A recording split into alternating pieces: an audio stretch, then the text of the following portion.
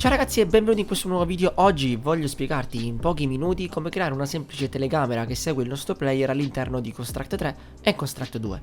Dato che i due tool sono molto simili tra di loro, questo tutorial si adatta sia alla versione 2 che alla versione 3. La prima cosa che bisogna fare per creare la nostra telecamera, io ho già preparato degli assets, dato che do per scontato che tu determinate cose già le sai.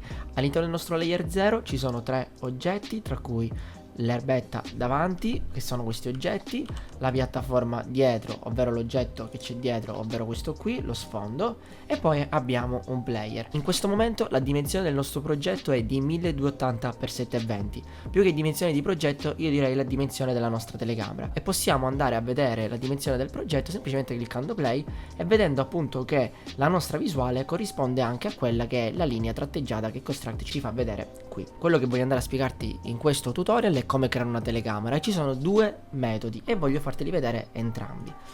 Il nostro personaggio attualmente ha già un behavior, ovvero un comportamento che ci permette di farlo muovere a destra e a sinistra. Infatti possiamo vederlo qui semplicemente cliccando sinistra e destra, possiamo vedere che si muove, però non lo vediamo correttamente dato che non c'è ancora una telecamera.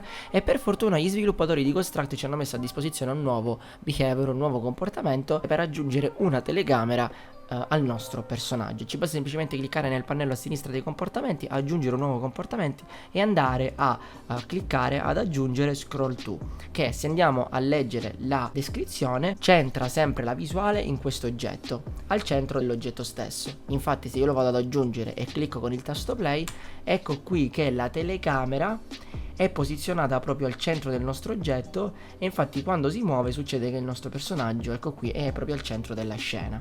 Quindi abbiamo visto che funziona correttamente, perfetto.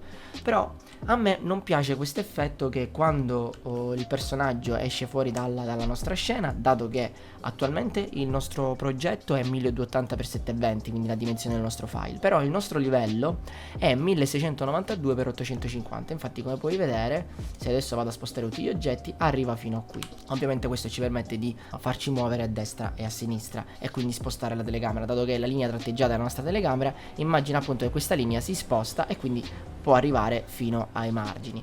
Io quello che voglio fare però è aggiungere una telecamera che sia un po' più smussata, nel senso che l'animazione che c'è in questo caso, che possiamo andare a vedere, non sia proprio così diretta in questa maniera, un po' come dire, un po' a scatti. Possiamo vedere che appena il nostro personaggio è al centro, ecco qui che la telecamera scatta subito. Per evitare questo, cosa dobbiamo fare? Innanzitutto io elimino il nostro scroll to al nostro player, quindi ci basta semplicemente cliccare col tasto destro all'interno del behavior e eliminarlo, aggiungere un nuovo sprite che io solitamente chiamo camera, e quindi vado ad aggiungere uno sprite, lo inseriamo al centro, diamogli un colore, tanto lo renderemo invisibile. Facciamolo più piccolo, ecco qui, e lo rendiamo invisibile. Basta che semplicemente cliccare all'interno del nostro oggetto, andare a sinistra nelle proprietà dell'oggetto e disattivare la spunta visibilità iniziale. Disattiviamola, andiamo sull'event sheet. Attualmente io qui nel mio event sheet ho semplicemente due eventi, tra cui se schiaccio la freccia verso sinistra specchiami l'immagine, in modo tale che darà questo effetto, destra e sinistra, come si può vedere in piccolo lì in basso. Al contrario invece se clicco con la freccia verso destra invece non specchiarlo. Quello che voglio fare però è aggiungere un effetto più smussato della telecamera. Per fare questo ci basta semplicemente aggiungere un nuovo evento, andare su System, andare su Every Tick. Questo Every Tick a cosa serve? Come possiamo leggere dalla descrizione, avvia, quindi run the actions ogni volta ogni every tick, ovvero aka always. Però questo è un parametro che va usato con moderazione, dato che cosa vuol dire? Se il nostro gioco va a 60 fps, praticamente tutto quello che inseriamo all'interno di questo evento verrà chiamato 60 volte al secondo. Però cosa succede? Che se avviamo il nostro gioco in un dispositivo dove invece il gioco va molto lento e quindi va tutto, che ne so, ipotizziamo a 20 fps, queste azioni verranno chiamate 20 volte al secondo e quindi c'è una differenza di performance poi alla fine. Noi lasciamo every tick e prima ancora di aggiungere un'azione vogliamo che appunto la nostra telecamera sia ancorata al nostro oggetto che abbiamo aggiunto, quindi alla camera vera e propria. Aggiungiamogli quindi un behavior, andiamo su add new behavior, quindi aggiungiamo un nuovo comportamento, aggiungiamo scroll to e questo sarà il risultato, che se adesso lo lascio qui al centro, cosa succede? Ecco qui che la telecamera sarà qui in mezzo. Possiamo anche fare una cosa, attiviamo la visibilità del nostro oggetto in modo da farti vedere in tempo reale cosa poi succederà quando aggiungeremo quelle azioni. Ecco qui dove è la nostra telecamera. Se io adesso vado a spostarla, ad esempio qui, ecco cosa succede, che la telecamera è qua, ovviamente i margini sono a destra, quindi non può spostarsi la visuale, ed ecco qui la telecamera è qui. Cosa vogliamo fare quindi? Every tick, quindi sempre, la posizione della nostra telecamera deve stare sempre vicino al nostro player. Per farti vedere direttamente il risultato finale, quindi capire quale effetto voglio aggiungere, andiamo subito a eseguire queste azioni.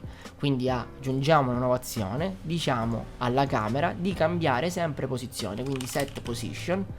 Per quanto riguarda la posizione X, devi semplicemente fare lerp, e adesso ti spiegherò anche cosa vuol dire in breve, lerp, self.x, self cosa vuol dire se stessi, quindi la stessa posizione, la sua posizione dell'asse dell'X, virgola, player.x, poi andiamo ad aggiungere un valore da 0 a 1, io solitamente metto 0.05, ti faccio vedere poi come mai. La stessa cosa facciamo dell'asse delle y, self.y, player.y, virgola 0,05 o 0.05. Andiamo a vedere cosa succede. Guardate la telecamera come si è avvicinata in maniera molto smussata, molto lentamente, non lineare, quindi con uno smooth. Quando io vado a muovermi, quindi a spostarmi, guardate la telecamera come mi segue. Vedete che già l'effetto è completamente diverso rispetto a prima, completamente l'opposto. Io posso andare a cambiare ovviamente il numero finale che ho aggiunto, ad esempio se io adesso vado a mettere 0.02, l'effetto sarà completamente diverso. Molto più lentamente, se io vado e mi sposto la telecamera sarà molto più lentamente. Ed ecco qui che l'effetto finale del nostro gioco è completamente diverso rispetto a quello che sarebbe stato invece se avessi lasciato lo scroll to nel nostro oggetto. Questo lerp non è assolutamente utilizzato soltanto per fare questa cosa, ma per tantissime altre cose.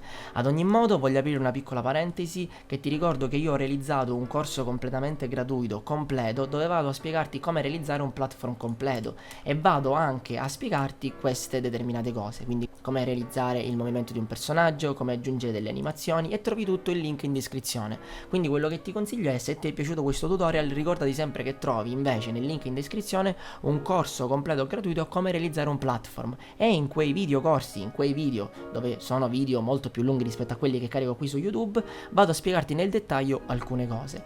Mi sono scritto nelle mie note di fare un video dedicato solo all'ERP, dove vedremo nel dettaglio dove utilizzarlo, non solo nella camera e ovviamente in altre circostanze, perché sicuramente è una funzione da non sottovalutare, che ci darà sicuramente del valore aggiunto ai nostri giochi per alcune determinate cose.